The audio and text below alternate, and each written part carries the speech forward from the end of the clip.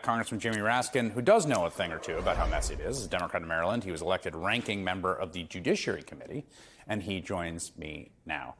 On the scale of possible drama, today was lower than it could have been. We could have had the first day of the last Congress with, 12 votes to get to McCarthy. What was your takeaway from today?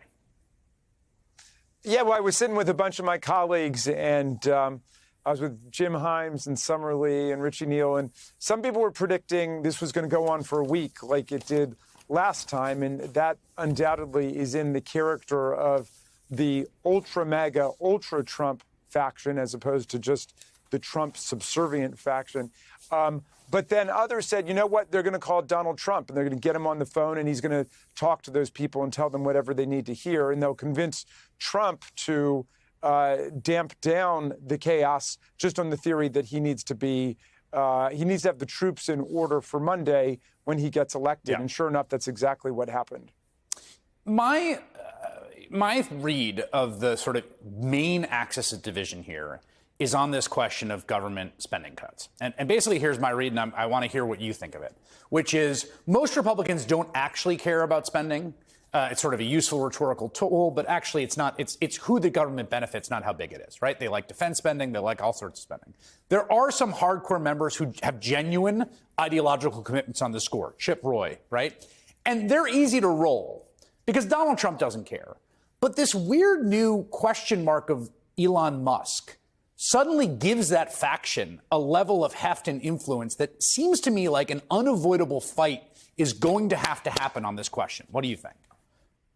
Well, I think that's absolutely right. And it's gotten worse for them because the 220 to 215 margin just went down to 219 to 215. And then Elise Stefanik's going to go and Mike Walls is going to go. So you're talking about a situation where they cannot afford to lose even Chip Roy's vote. And he probably speaks for about a half a dozen members, maybe up to a dozen members, including Massey. And these are people who are treating Donald Trump like a complete lame duck. They know that he doesn't really pay attention to public policy. It's just a money-making operation for him and his family. And so they're already looking to these conflicts beyond Donald Trump. And they don't mind the idea of just, in a legislative sense, blowing the whole thing up.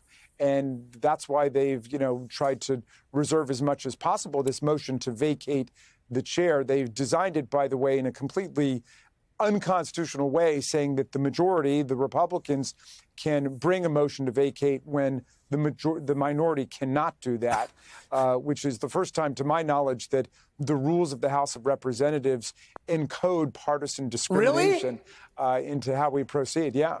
Wait a second. The old for as long as you've been serving, the motion to vacate is just a thing available to members, not to the majority of the minority.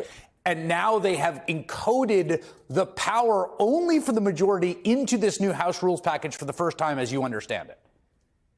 Yes, indeed. I think it's 7 members. It may be 9, but I think it's 9. You need 7 members or 9 members from the majority and not the minority. And I just That's wild. Find no precedent for doing that. It would be like saying only, Republicans can move to adjourn or move to recommit or move to reconsider. It just makes no sense.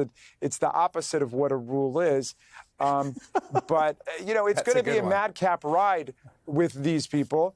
I do think that we're going to be able to exploit these growing contradictions within the MAGA coalition, especially since Donald Trump cares less and less. So you've got, the inflamed nativist anti-immigration MAGA base versus the billionaire oligarchs like Elon Musk, who love cheap foreign labor and say, let's open the doors and bring everybody in. You've got people like Mike Johnson, the theocratic anti-choice right, who call abortion murder and have pushed for federal legislation banning abortion, like Johnson's Life Begins at Conception Act, versus those libertarian corporate CEOs whose employees are freaking out about all the anti-abortion laws that exist in half of the country. So you can see already things beginning to come apart at the seams for them.